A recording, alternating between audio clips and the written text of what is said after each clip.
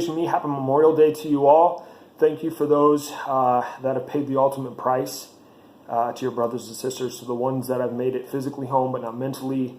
My heart goes out to you. I have a lot of friends and family. But anyways, thank you for what your brothers and sisters have done, and for you taking the extra step to serve something bigger than yourself. So anyways, guys, I want to talk to you guys about physical fitness. What has worked for me, what hasn't. So to start off, just to grab your attention, I'm 162, maybe 163 pounds right now. I started getting back into the gym about 2 months ago now. At the end of, it was about end of March, basically. I stepped on the scale at work. I'm in the medical field with my scrubs on, gait belt, and scissors. I was 147 pounds. When I moved back to Colorado, I was maintaining around 160, 165.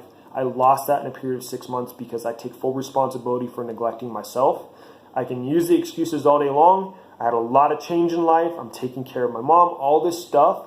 But nonetheless, I take full responsibility for myself. That is why I'm building the standard, not just the goal, the standard to get where I want to be physically.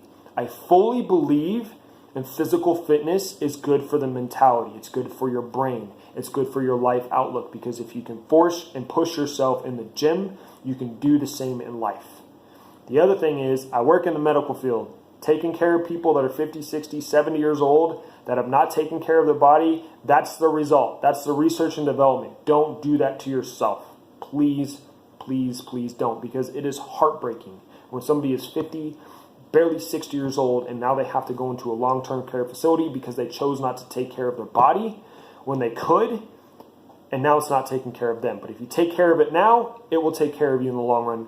That's just the science of it. It happens. So I want to talk to you guys about my research and development, what has worked for me. I'm 162 pounds, as I said now. My goal, my standard, is 180 by end of June. You may say that's a tall order. Yeah, I've gained about 14 pounds in the last month and a half, a little over.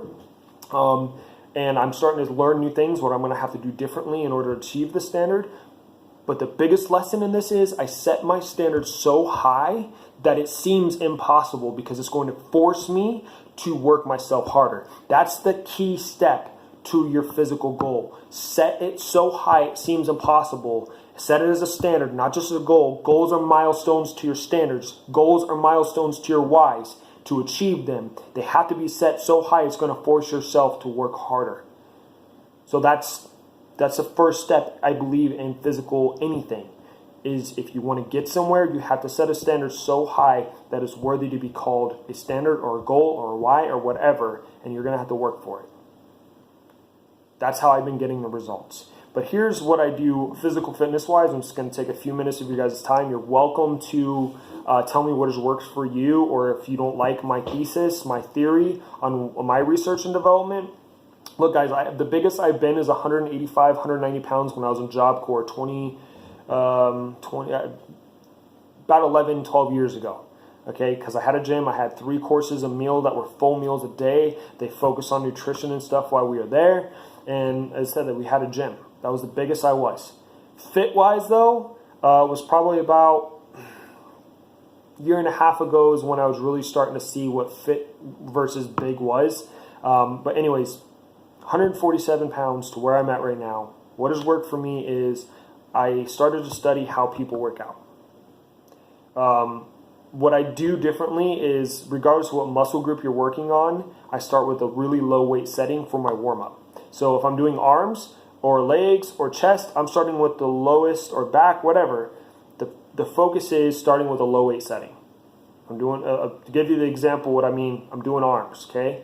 It's arm day, arms and shoulder. I'm starting with 10, 15 pounds, and I'm curling or doing shoulder pulls until it starts to burn, okay? And then I push a little bit more, then I set the weights down, and then I give myself about 10, 15 seconds, and then I go again. And sometimes I'll do it a third time. Why? Because it's forcing blood to that area. It's starting to limber up that muscle group that you, instead of just pulling heavy weights or even mid weights, it's a lot more effective.